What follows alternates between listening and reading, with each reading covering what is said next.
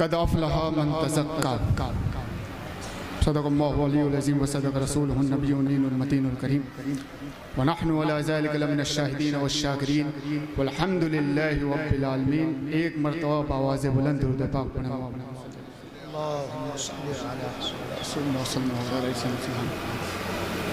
एक मरतबा और नबी और आले नबी पर दुरूद पाक भेजें।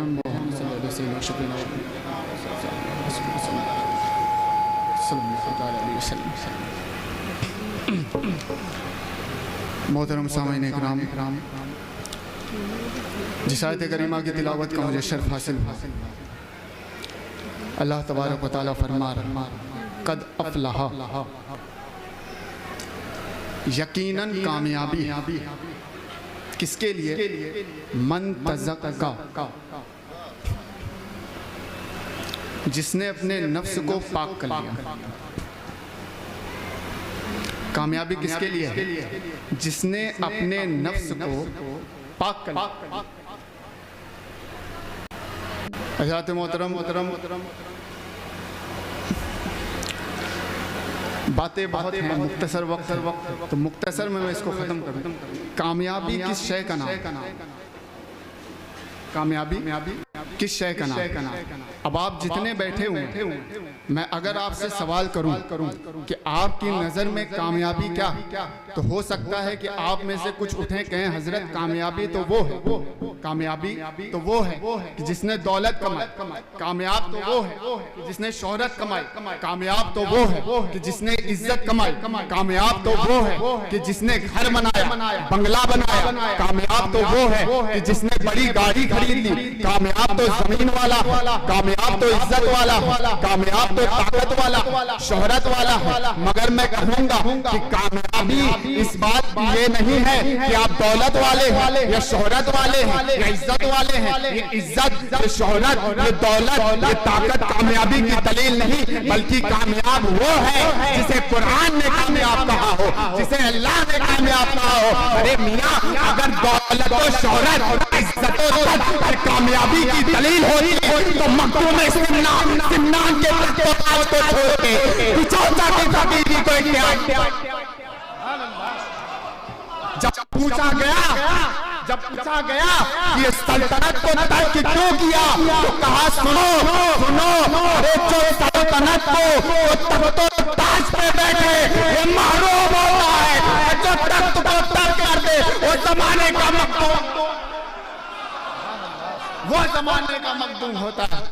हज़रात मोहतरम, ये है कामयाबी, ये है कामयाब जिन्होंने अपने नफ्स को मार दिया, इन्होंने अपने नफ्स को मार दिया। अच्छा, जब नफ्स की बात है तो मुझे वो हुजूर की हदीस सामने नजर आ रही है, मूतू क़ब्ल अन तमूतू, मर जाओ मौत से पहले। बड़ी हैरानी की बात, बड़ी परेशानी की बात, मौत से पहले कैसे मरे, मौत से पहले कैसे मरा जाए।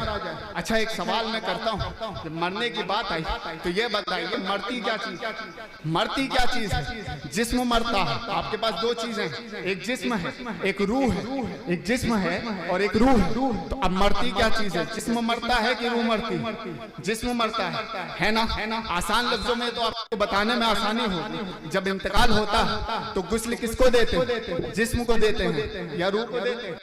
जिस्म को देते हैं या रूह को देते हैं? और कांधे पे किसको उठाते हैं? जिस्म को उठाते हैं या रूह को उठाते हैं? और जब जो है दुआए मग़फ़िरत जिस्म को सामने रख के करते हैं या रूह को सामने रख के करते हैं? जिस्म को सामने रखते ना। जब कब्र में उतारते हैं तो जिस्म को उतारते हैं या रूह को उतारते हैं? क्या मतलब ये कि जिस्म तो जिस्म एक वसीला, रूह असल है। सुनने का काम रूह का, बोलने का काम रूह का, देखने का काम रूह का। जिस्म एक वसीला, जब तक वो रूह जिस्म में थी, देखने के लिए आंख की जरूरत, बोलने के लिए मुंह की जरूरत, सुनने के लिए कान की जरूरत। अब वो रूह जिस्म से परवाज कर गई। जब तक परिंदा कैद में था, मोहताज था, अब परवाज कर गया मुख्तार। तो ये एक बात हो गई, मूतू क़ब्ल अन तमूतू।